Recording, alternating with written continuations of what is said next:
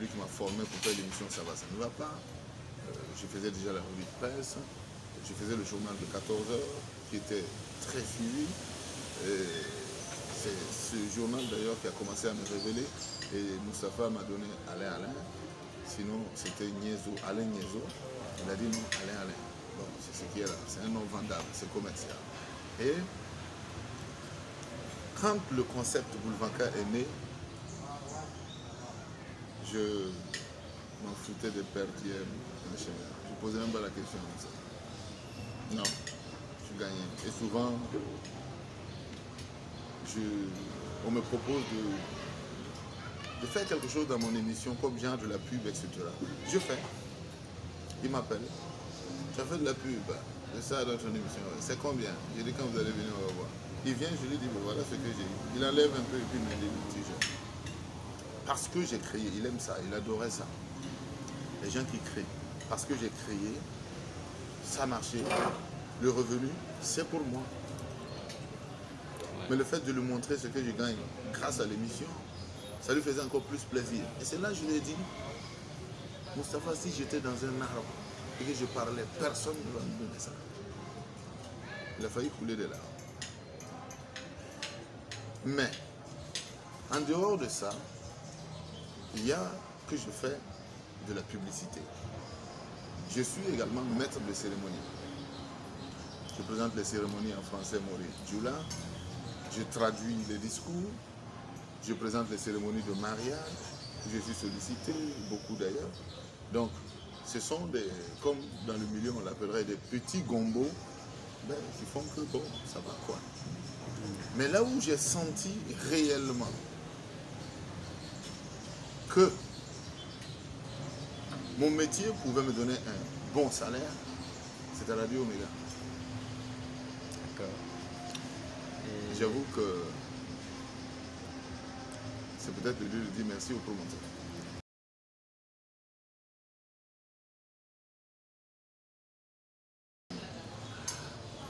Les vicissitudes de la vie m'ont beaucoup amené à comprendre plusieurs langues. D'abord, je parle, vous n'êtes pas sans le savoir, français.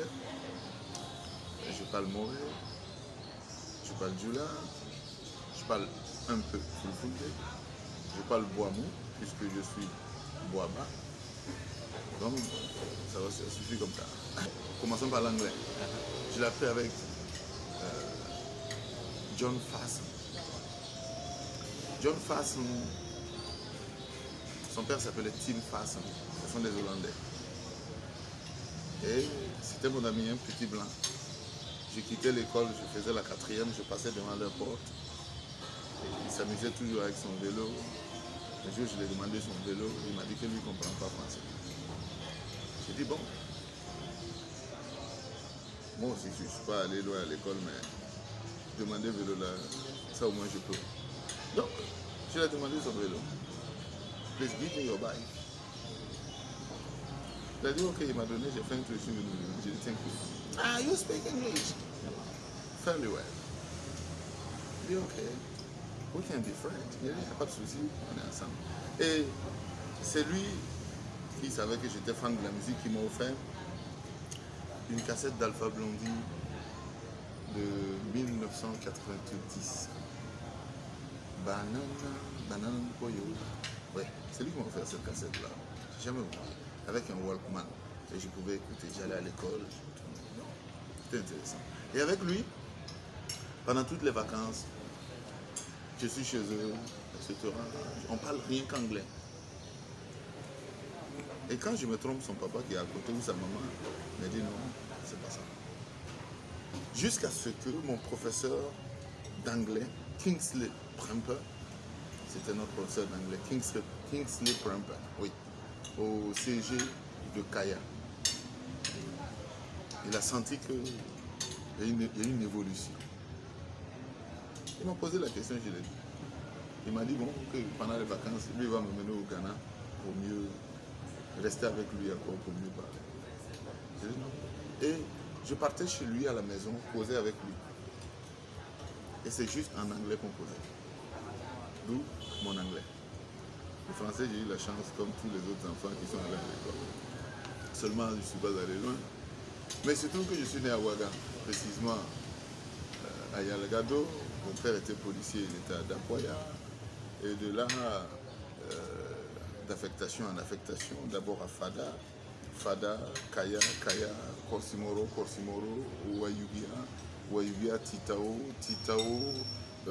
Bobo Dioulasso, Nyangoloko. C'est tout le périple que mon papa a fait. Mais bon, je ne suis pas allé partout où il est allé. Mais c'est pour vous dire que j'ai beaucoup tourné dans le terroir Mouaga. Kaya, Korsimoro, Wayubia, Titao, Ouagadougou, ça suffit déjà pour parler moré. Maintenant, une chose est de parler moré, mais une chose est de parler celui soutenu. Une chose est de se faire envier quand on parle moré, puisque je suis dans le domaine de la communication. Et là, il fallait trouver quelque chose. Je buvais du chapalo. Donc je vais trouver les vieux et vieilles qui font du bruit, j'achète du chapalo, je les donne. Ils parlent leur gros moré, je suis là, j'écoute. Ouais, c'était mon système. Donc, j'approchais les vieux, les personnes plus âgées que moi, etc. Ceux qui sont dans la tradition, etc. Donc, les choses, je pose des questions. Bon, ils ne savaient pas qu'est-ce que je recherchais. Bon, après, ils l'ont compris. C'est la même chose que j'ai fait pour le Bamana où je suis allé à la frontière presque. Puis, je fréquentais les Maliens, etc. Donc, voilà. Mais le Djoula, chez nous en famille, on parlait Djoula déjà, dès tout petit. Parce que mon papa est Boaba, ma maman est Boaba, on est de la boucle du monde, des Dougou, et on parle Djoula. Le Moré est venu s'ajouter parce que je suis né dans le terroir Mouaga, j'ai beaucoup tourné. Le Peul et le Fulfulde, c'est les mendiants qui m'ont appris. Parce que les Boaba et les Peuls sont des parents à plaisanter. Et quand les petits Peuls me voient, ils me provoquent. C'est des mendiants, ils lisent le Coran, ils sortent mendier et puis ils reviennent. Moi, j'achetais à manger et on s'assoit ensemble, on mange le matin. Ils vont faire leur mendicité. Quand ils reviennent, la nuit, si j'ai l'argent, je les amène au cinéma, à la salle de ciné de Djedou. Et puis après, il y en a certains qui venaient dormir avec moi. Il y a d'autres qui allaient dormir là où ils lisent le Coran. C'est comme ça. Donc, à force de m'insulter, à force de me dire non, on ne dit pas ça, on dit ça, je peux avoir de l'eau à boire et à manger. Peut-être même faire la cour à une femme en Fulfulde.